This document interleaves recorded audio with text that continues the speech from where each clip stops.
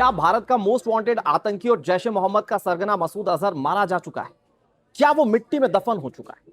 ये सवाल इसलिए पूछे जा रहे हैं क्योंकि पाकिस्तानी फौज और वहां की खुफिया एजेंसी आईएसआई ने उसे लेकर एक अघोषित आदेश जारी किया।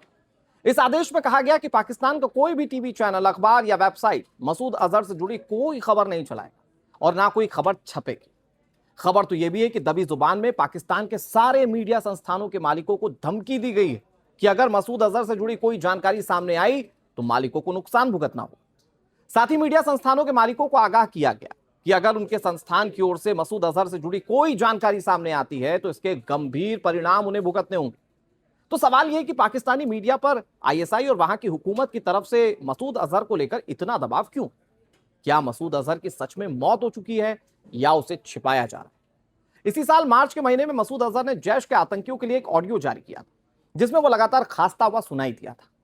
ऑडियो के आखिरी हिस्से में मसूद अजहर ने आतंकियों से अपने लिए दुआएं मांगने को भी कहा था। 2001 के संसद हमले से लेकर 2019 के पुलवामा ब्लास्ट जैसी आतंकी वारदातों को अंजाम देने वाला मसूद अजहर इस ऑडियो में न सिर्फ अस्वस्थ बल्कि मानसिक रूप से परेशान भी मालूम हो रहा था।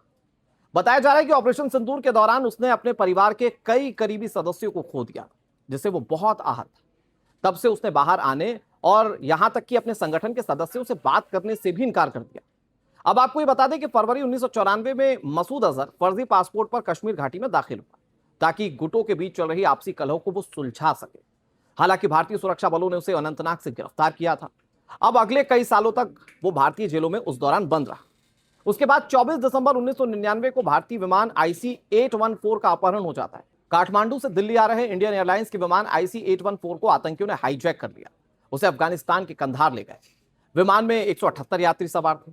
आतंकियों ने इन मासूमों की जान के बदले मसूद अजहर समेत 3 बड़े आतंकियों की रिहाई की मांग की। 7 दिनों तक चले तनावपूर्ण घटनाक्रम के बाद भारत सरकार को यात्रियों की सुरक्षा के लिए मजबूरन मसूद अजहर, अहमद उमर सईद शेख और मुश्ताक अहमद जरगर को रिहा करना पड़ा। जेल से छूटने के बाद मसूद अजहर ने पाकिस्तान जाकर जैश ए मोहम्मद नाम का एक नया आतंकी संगठन बनाया। इस संगठन ने आगे चलकर भारतीय संसद 2001 में, पठानकोट एयरबेस 2016 और पुलवामा 2019 जैसे जघन्य आतंकी वारदातों को अंजाम दिया। इसे संयुक्त राष्ट्र संगठन ने वैश्विक आतंकवादी संगठन घोषित किया है। अपने शुरुआती दौर में जैश ए मोहम्मद के आतंकियों ने पाकिस्तान में सैकड़ों शिया और अहमदिया मुसलमानों का कत्ल किया था। अमेरिकी पत्रकार डैनियल पर्ल की निर्मम हत्या का जिम्मेदार भी जैश ए मोहम्मद ही था।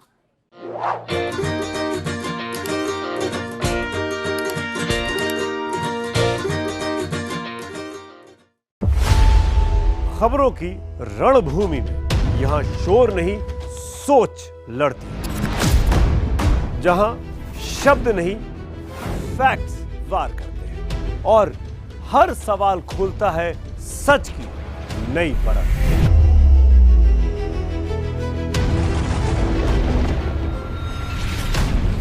चक्रव्यूह आपके अपने सुमित अवस्थी के साथ सोमवार से शुक्रवार शाम 6:57 पर टाइम्स नाउ नव भारत पर।